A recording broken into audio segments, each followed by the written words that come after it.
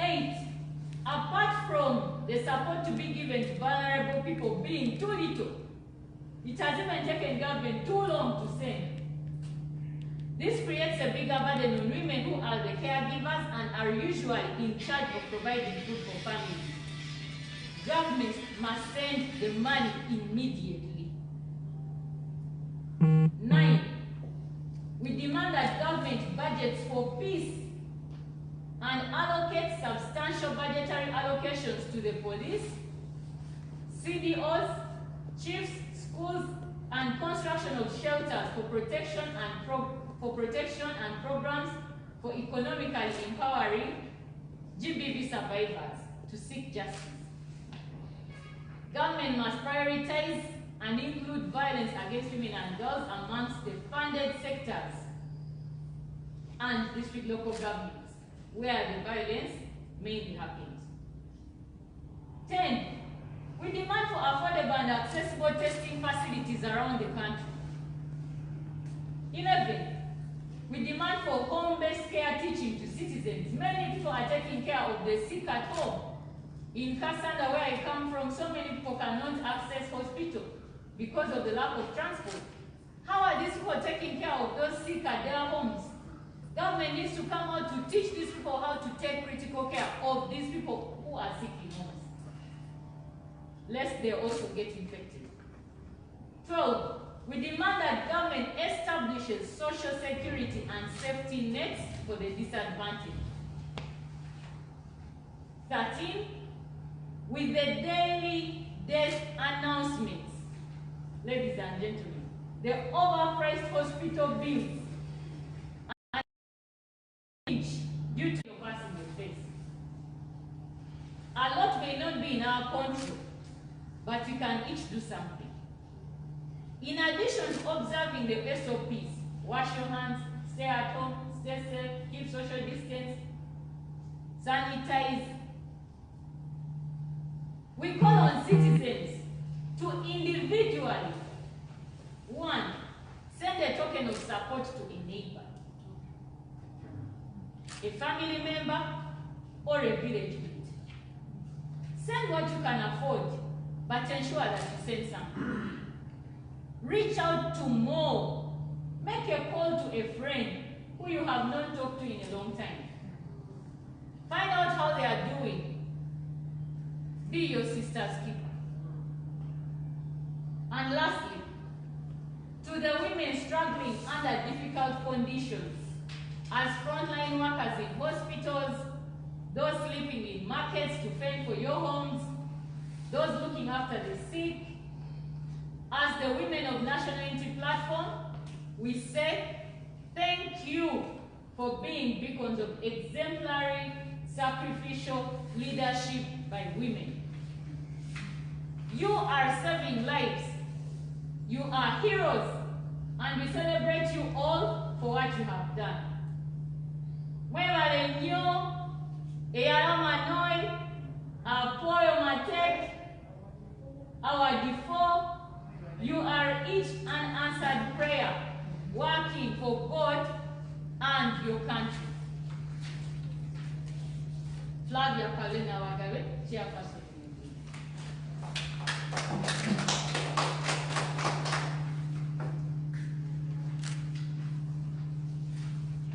Uganda.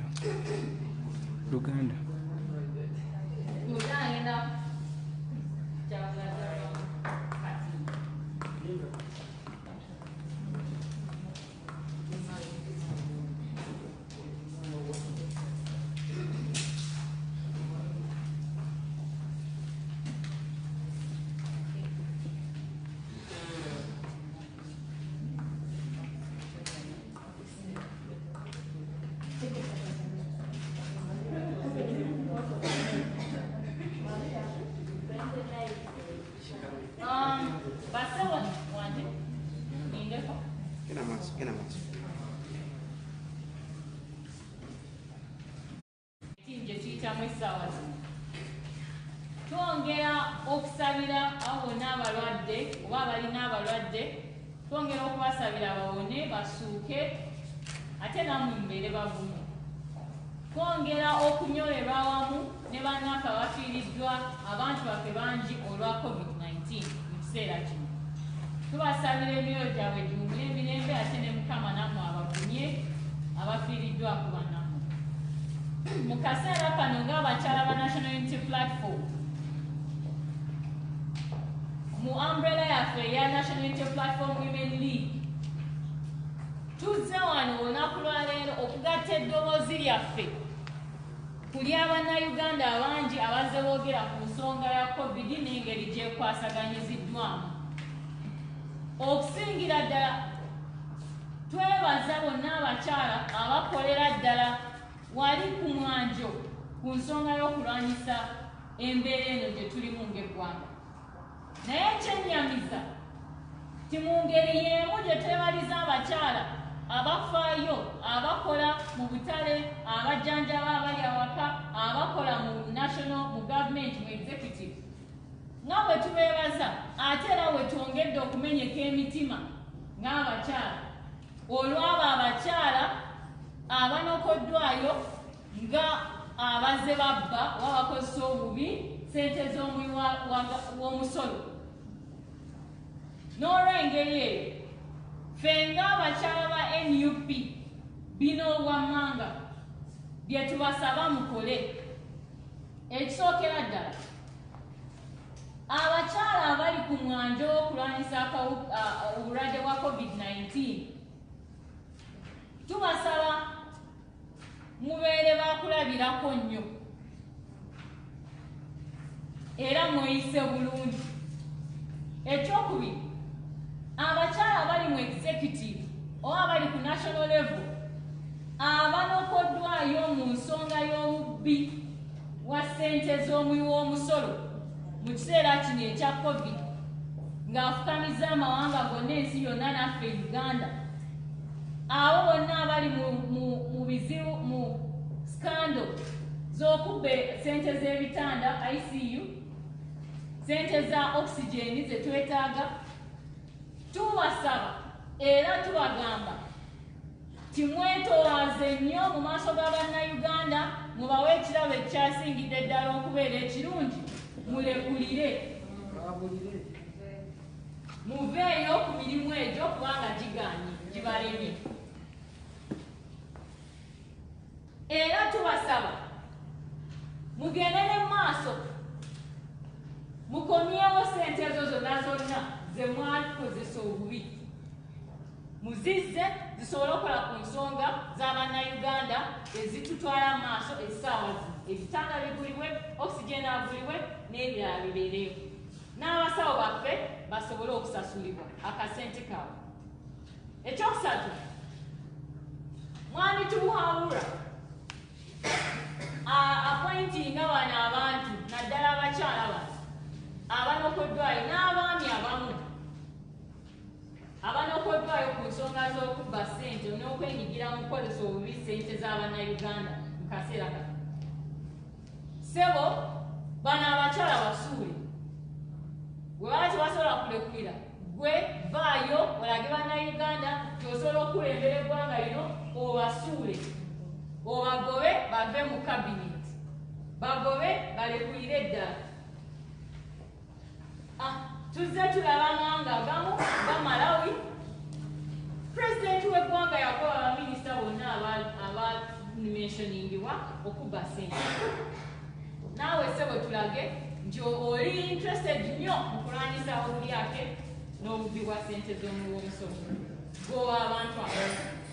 Gavumenti eveeyo etunuulire nnyo ensonga z'abakyala ze twogeddeko, omuli abaana abawala okweyongera okufuna embuto mu lockdown eno, okwenyigira mu bikolwa ebyokwegatta mu lockdown eno kubanga tebalina kyakukola, omuli abo abakwatibwa, omuli abakyala ab'embuto abatasobola kugenda kufuna bujjanjabi olw'omuggalo, omuli n'ebintu ebirala bingi nnyo bye twogeddeko.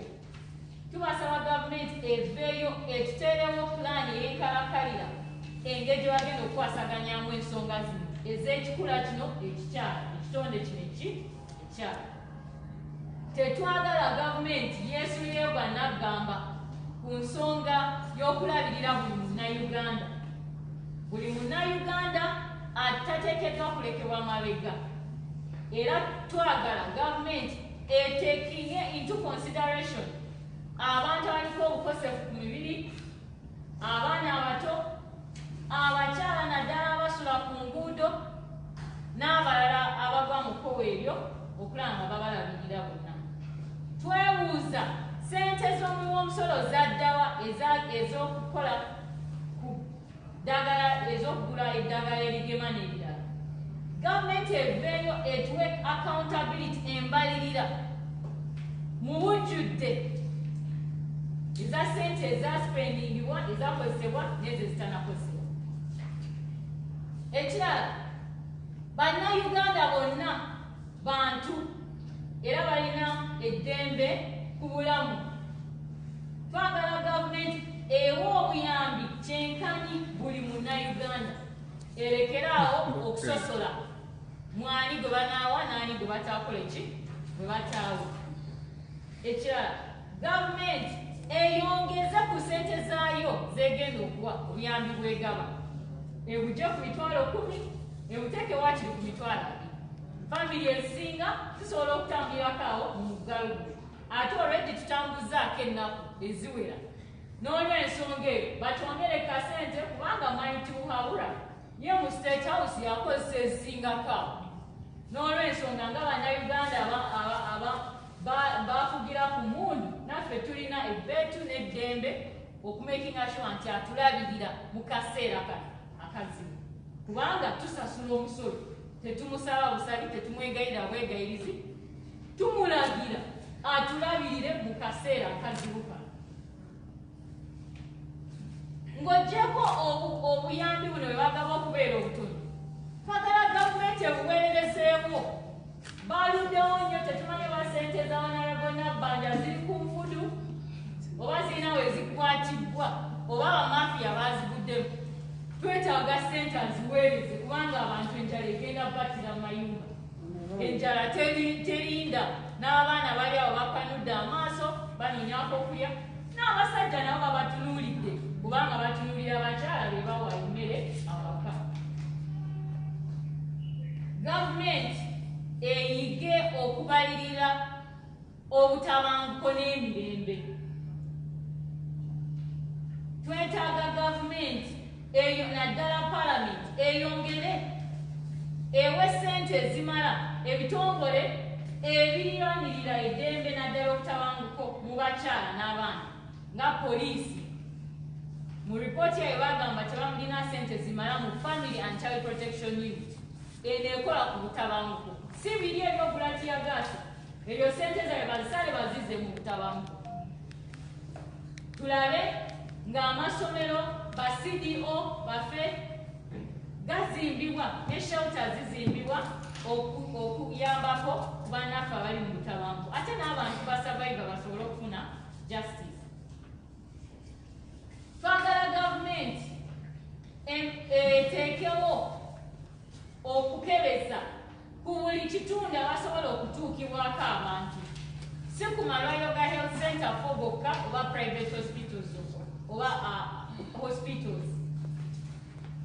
Tulina amalwaliro amatono eyo bateekeyo abasawo baabwe mu byalo okumpi n'abantu banti basobola tambula ngendo basobole okwekebeza, ate bateekewo ku prices, ku miwendo emisamusamu naddala mu private hospitals, bawuliziganye batuule ne bannaabwe basobole okutaasa obulamu bwa bannayuganda okusooka. Bangi abalwadde tebasobola kutuuka mu malwaliro olw'embeera gye tumanyi obulungi. Tusaba gavumenti eteekemu nnyo akasente n'okufaayo okusomesa abantu engeri gye basobola okulabiriramu bannaabwe abali awaka, kubanga essaawa zino abasinga bagenda kwesaaba akalwadde ka COVID kubanga tebamanyi ngeri yakulabiriramu ki balwadde baabwe. Gavumenti eveeyo etuwe engeri gye basobola okutaasa obulamu bw'Abannayuganda nga social security. Ekirala era ekisemberayo ddala, bannayuganda bangi bakoseddwa nnyo olw'ebirango ebyabafu buli lunaku olw'emiwendo egy'amaanyi egyekalabye mu malwaliro gaffe. okujjanjaba COVID. Era bangi balwana bakalusana buli lunaku okulaba nga babeerawo mu kaseera kano akazibu. Bangi tebamanyi kyakukola era emikono ekyokukola kibasobedde, naye tusaba nga bwe twetunuulira ng'ebisinga obungi tetwola bikola nga ffe bannayuganda wabula nga tubirekera gavumenti. Ffe kyetusobola okukola kye kino wammanga, buli omu alinawo tukusaba olabirira oyo atalina. Tutandikira ku neighbour akuliraanya awaka, odde ku famire yo obalabiridde otya abamu b'osobola, odde ne ku kyalo buli alinawo kola ky'osobola. Ensonga enkulu eri nti kola ky'osobola, weereza obuyambi nga bw'oba osobodde ku muntu atalina. Ekyokubiri, banange mukubireeko ku bantu bammwe amasimu. Embeera eno etunyiga emitwe n'obwongo, mentally and social and psychological. Abantu bali depressed mu mayumba gaabwe. Tusaba ofuneyo akadde gwampuliriza essaawa zino, okubireko ku munno gw'oludde okuwuliza akasimu, omuzzeemu amaanyi ate era omuweeyo kw'omuwa, naye okusingira ddala omuzzeemu amaanyi owulize ali atya. Mubeere abakuumi b'abannammwe naddala abakyala. Eri abakyala bonna abali mu struggle eno ey'okujjanjaba n'okulwanirira eddembe ly'abantu, naddala abali abasawo, bannansi abali mu malwaliro, abakyala abeebaka mu butale, abakyala abalabirira abalwadde awaka, n'abakyala ab'engeri endala mwenna abalwana buli lunaku okulaba nga mwebeezaawo mu mbeera eno. Ffe ng'abakyala b'ekibiina kya NUP tubagamba nti mwebale nnyo, mwebalire ddala olw'okubeera ettaala lyaffe mu kaseera akazigizigi kano ke tulimu ekiseera kino. Mwebale okwewaayo, mwebale n'obukulembeze bwe mutulaze obulungi.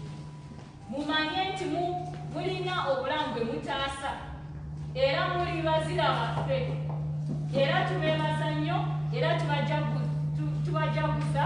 We celebrate you today. Mwebale olw'ebyo byonna bye mukoze. Eyala Manoi, Apoyo Mate, awadifo mwebale.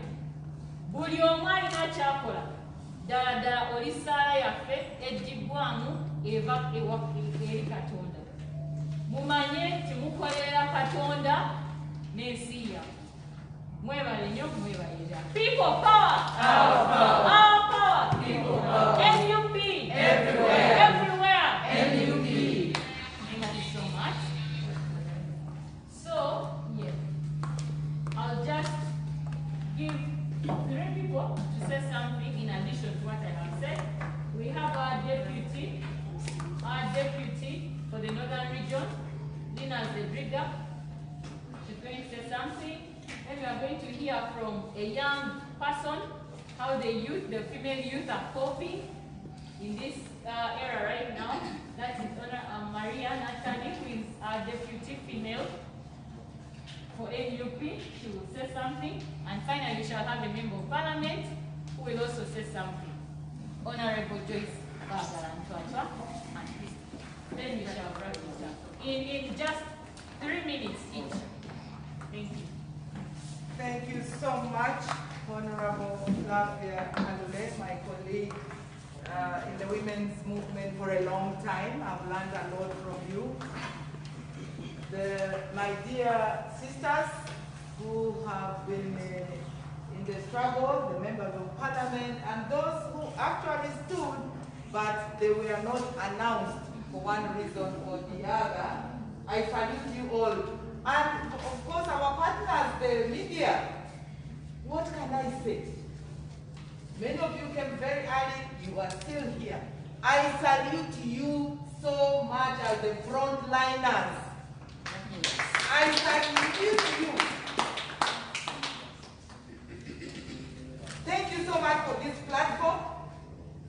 As the women of NUP, as the women from northern Uganda, as the women from eastern Uganda, as women from western Uganda, in solidarity with my sister Johnny, as women from central Uganda, as women of Uganda living in diaspora.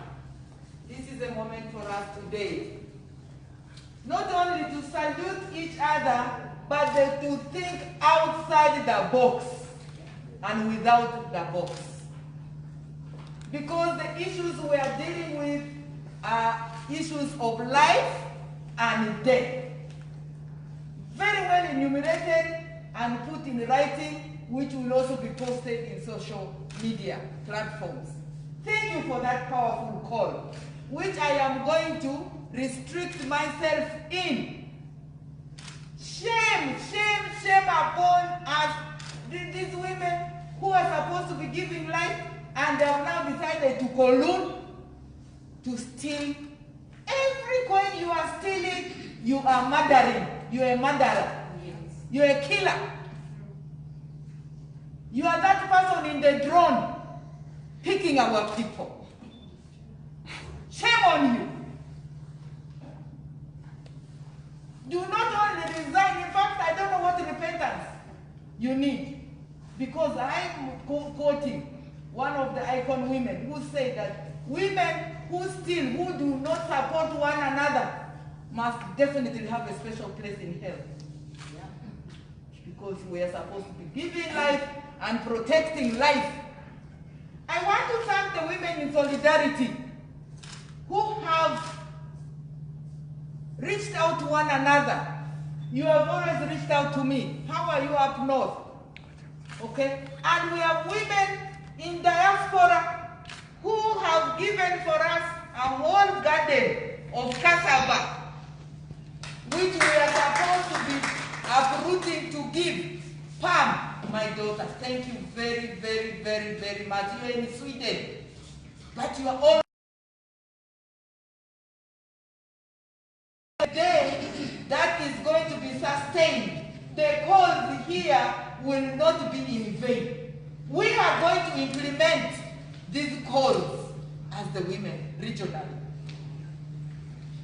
I want to say, the voice of the people is the voice of God. In Latin it is said, Vox Populi, Vox Dei. It's a divine voice. Continue to speak it.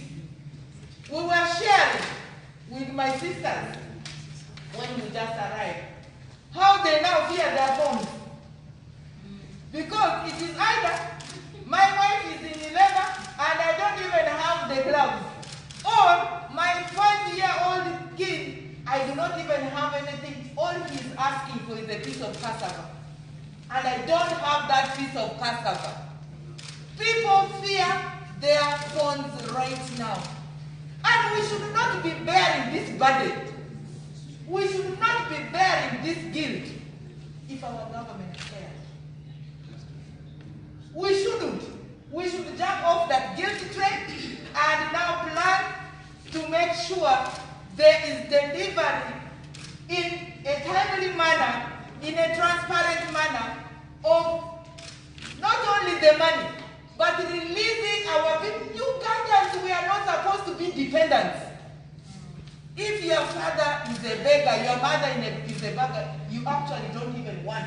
They are turning everybody into a beggar or to beggars. We denounce that. We are people who are able. We celebrate working and earning whatever we want to put on the table. Please allow us to do that. In addition, we call for the demilitarization. Yeah. Demilitarization of enforcement of COVID. I was listening to a nurse from Busia who was coming from, it was on media. Thank you. Thank you so much. Last night, that's what I watched. When she was in full uniform, a woman, a nurse, and she reached a roadblock, a COVID roadblock, and the policeman asked her to identify her in a nursing, yeah? And as she was saying, I'm from duty, what did he do? Slapped her in the ear. Here. Slapped her. In fact, right now her ear is bleeding. Slapped her on the face. Slapped. I mean, what enforcement is this? This is a nurse, a midwife who has been going to make sure life is secure. The hospitals and health centers cannot be accessed anymore, apart from the costs. Between homes and hospitals, there is not even roadblock, quarter guard, militarized quarter guard. Where are we going as a nation? I mean, can't we have the heart of humans? One, we demand an end to the militarization of this COVID thing. Two, we also want to add that it is not always about response. Planning, we have the whole Ministry of Planning and they have all these cars. What have they planned since last year? Oh, not planned. Adaro and Mangwe Yonze Okosi. Oko Nyamara Oku Uganda and Woro. COVID remains Monizo, Babodi Ususi, Babodi Nyakasi, Babodi Bani Nyakayo. Adiniga sende Bani Yoni Yusuni.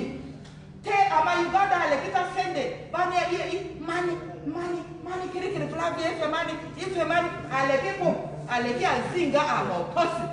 Aliazinga Amokosi Alenyaba Amavile family. Ani Andrave Muki or Kubano National Unity Party. Platform Kini Akitamani Agasi.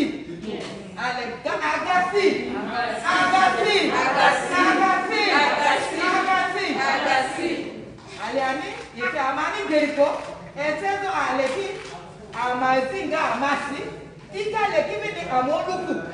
Amete Afadi Aliasi, in your photo send your goofy Akinimini, it was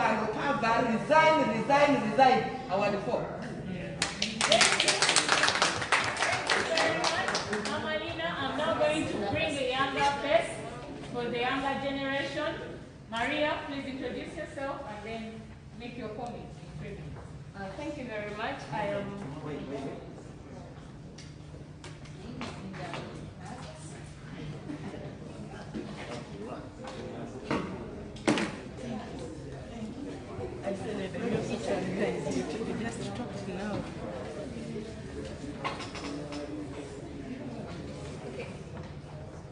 I am Nantabi Maria Ledokoska. I'm the Deputy Youth Leader of the National Youth Wing of People Power, and I am a woman.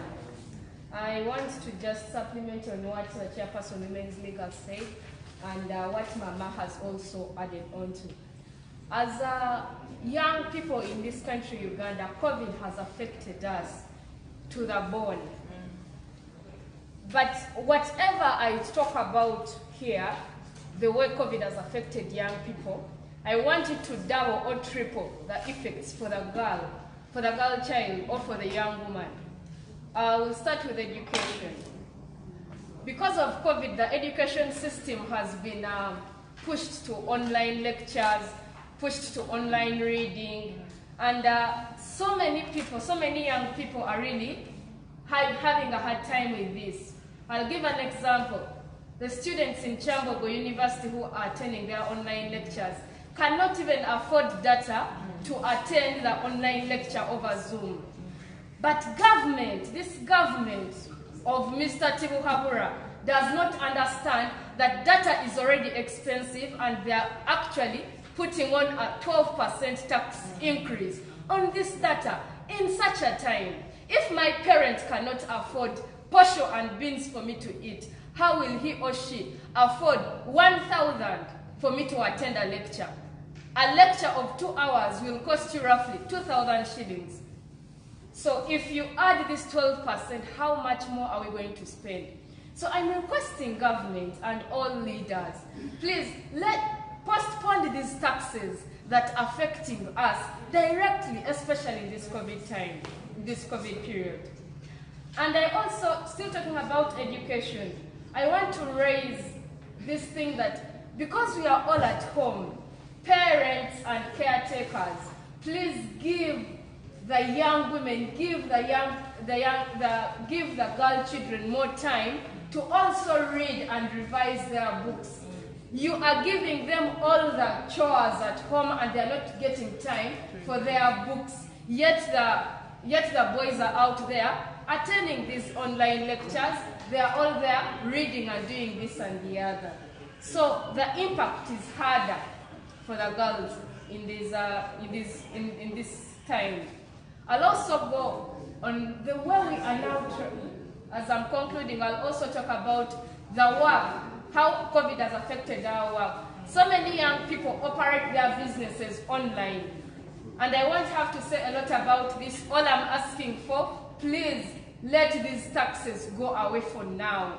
The taxes you're putting on the rent are coming back to us as the people, because the landlord is going to push that tax towards us for us to pay. So can these taxes be done away with, at least for this time, as we study more of how we can get to generate money in our society? Lastly, but very importantly, we all have duties. The government, you as a person, and each and every one, let us protect the girl children. Let us protect young women from gender-based violence. In particular, sexual harassment and forced marriage. Because we are young, because we are girls, and there is no food in the family, you'll give away your girl just for potatoes. Please, it is my role, it is the role of government. Let government put more money at police stations and the CDO's office so that we can be able to trace these cases and protect all the girl children out there. Thank you very much. Thank you very much. Okay, Maria, summarize in Uganda in 1 minute.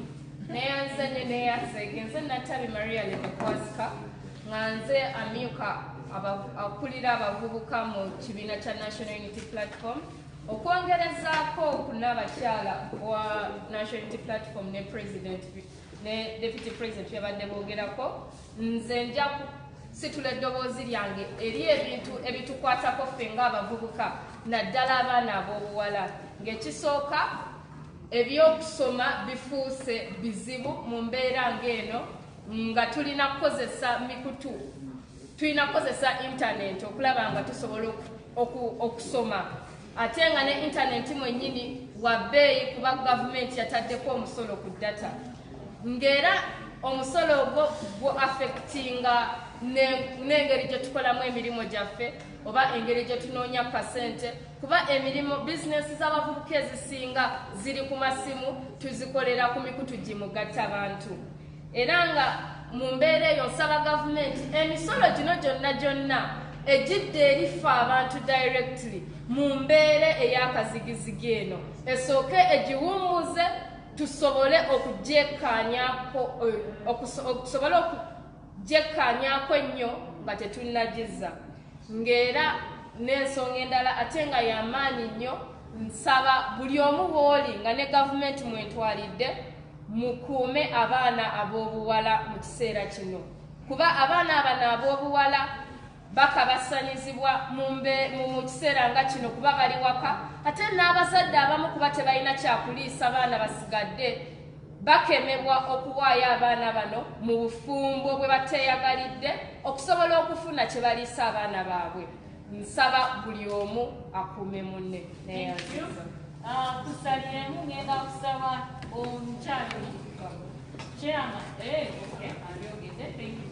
Tulinawo n'omuvubuka omulala, omukyalo ono ye Caroline Nanvuma, chairman w'ekyalo Kiramba ekyakabalagala zone wano mu Kampala. Ate ng'akola emirimu mingi nnyo n'abawala abali mu ghetto mu Kampala wano. So atajja kwogera agambye abyogedde. That's okay. I just wanted to introduce that. We also have a number of MPs as we move to the MP section who are here with us that have joined us. We have Honorable Nanyondo Veronica. I want to recognize her, the Komansi Woman MP. We have Honorable Susan Mugabi, Buvuma Woman MP. There. We have Honorable Christine Kaya, Chiboga Woman MP. We We have Honorable Joyce Baga and Fanta, Mityana, Ziman MP, and myself for Kasanda. We also have an upcoming MP. I don't know, Maria, are you still contesting for Yala? Yes, I am. Yes, Maria is also contesting for Yala, and she also contested before. We also have a councillor with us, Honorable Sharon Kent Fisher, councillor for 1 year. Thank you for joining us. And our very esteemed and established women, we have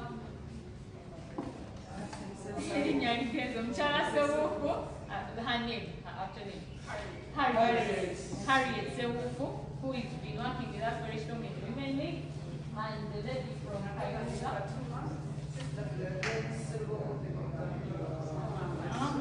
Kayunga, and then the last one is now Kwete, also from Kayunga. Okay, so I'm going to request Honorable Joyce Magala to give us the MP's perspective, and briefly Honorable Kaya Christine will also address in 1 minute. Thank you very much, Honorable Karole, and our chairperson of the NUP Women's League. I do not have so much to say at this point, but she was asking what has Parliament done. To be very honest, Parliament has done very little, and it is because the executive seems to have usurped the powers of Parliament. And that's why last week we called for the Speaker of Parliament to call Parliament so we can discuss all the issues we have highlighted in this statement. I would like to say that as women, we have hope in the Deputy Speaker of Parliament, who is right now handling business because she's a fellow woman leader. We would like to reiterate our calls to her to call Parliament for a sitting to discuss all these issues, because we have stated before that the budget allocations, the reallocations, the suppression of the budget, the PPEs for the health workers, the women, the plan for the vaccines, because in almost all the health centers, the vaccines are over. I was talking to people in Mityana, and the vaccines are also over there. So in order to handle all these issues, I think we need to sit as Parliament and debate and discuss. And I'm sure that the leader of opposition in Parliament, Honorable Matthias Nkuba, has already written to the Speaker. We reiterate these calls, and we plan as the NUP Women League to get maybe 2 or 3 members to go and meet the Speaker to ensure that we have this sitting and we discuss these matters. And finally, something else that I wanted to talk about. Many times when we are talking about women and praising those who've done well, and probably castigating the ones who are not doing well, some people will say, oh, we don't know how women operate, the women try to bring down others, and I know that those comments will come because we've called for the resignation of women who are involved in corruption. We, the women in NUP, will not hesitate to criticize, to even call for the resignation or sacking of women who are not doing well. Because it is not in our place to simply sing praises to all women in leadership. As long as you're not doing well, as long as you're abdicating your duty, please resign. Let us have other women, because you have so many women in Uganda who have capacity to serve and to serve diligently. Thank you very much.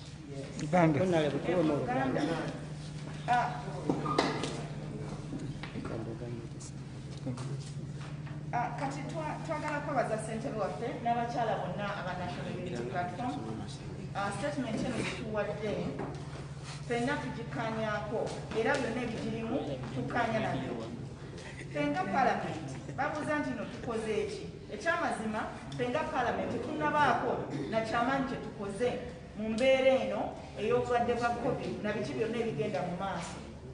Y'ensonga lwaki twasabye sabbiiti eyo ewedde ng'abali ku ludda oluvuganya Parliament etuule.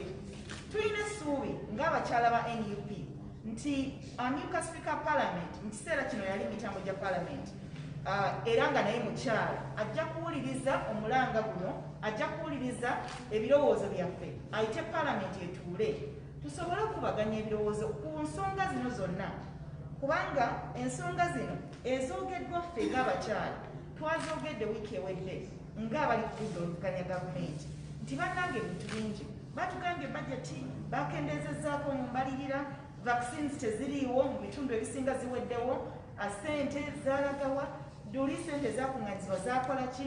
abasawo bye bambala biriwa, abasawo abamu baagala kwekalakaasa.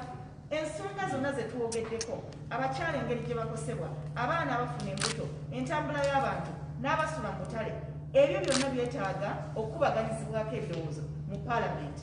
Era nga omukulembeze w'oludda oluvuganya gavumenti mu paalamenti yawandiikira sipiika n'asaba nti bano tutuule, abalina ebirowoozo tubireete, tubikubaganyeeko, buli omu akubaganyeeko, abalina endowooza buli omu aleete eyiye, tukubaganye ebirowoozo, tuveeyo n'ekintu ekisobola okuyamba bannayuganda mu kiseera kino. Abaga nti ssente entono oba nnyingi oba zongerweko, byonna tubikubaganyeeko ebirowoozo. Nti waliwo ssente ezabbibwa, nti waliwo ezaakuŋŋaanyizibwa zaakola ki? Ebyo byonna okukolebwako mu paalamenti erina kutuula. Era tulowooza nti ng'abakyala ba NUP oba olyawo tujja kwejjamu abantu nga 2-3 olw'embeera ya COVID, tusisinkane sipiika kuba mukyala munnaffe, tumugambe nti owange n'abakyala bakoseddwa nnyo mu mbeera eno, paalamenti etuule ebeeko kyekola. Ensonga ey'okubiri, emirundi mingi abantu balaba abakyala ngaffe nga bavudde ne bagaa nti omukyala gundi takoze bulungi arizayininge oba bamugobe, bagamba nti mulaba abakazi banaye tebaagaliza bannaabwe, abakazi banaye bakuulinga bannaabwe down, abakazi tebagala.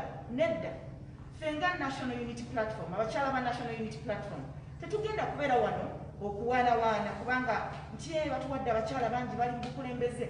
Omukyala bw'aba yalidde enguzi ave mu kifo ekyo, kubanga ffe tetukkanya na kyakulya nguzi.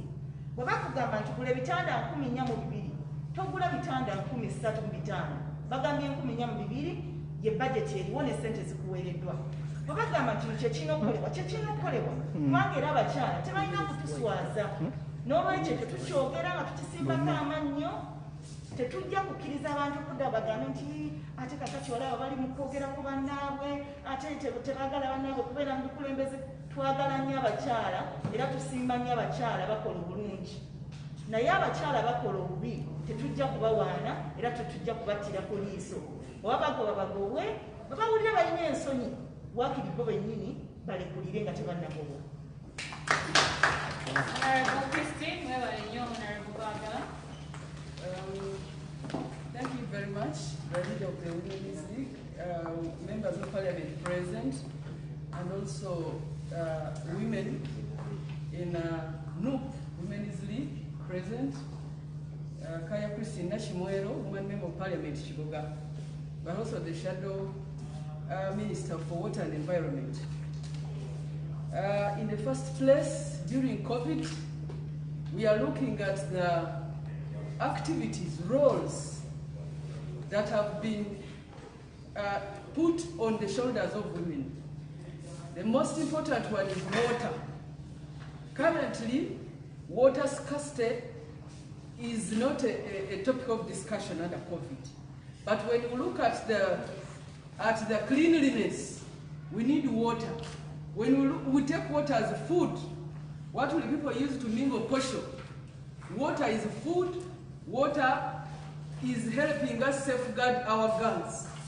So we are looking at incorporation of budgets to repair worn-out boreholes, to deslink the dams that we have, such that our girls and women don't have to spend a lot of time and travel long kilometers to fetch water. So we are calling on the government to incorporate costs for repairing water points. There are very many women who had saved their money in NSSF. The 10th Parliament approved the provision of money to all those who had saved their money.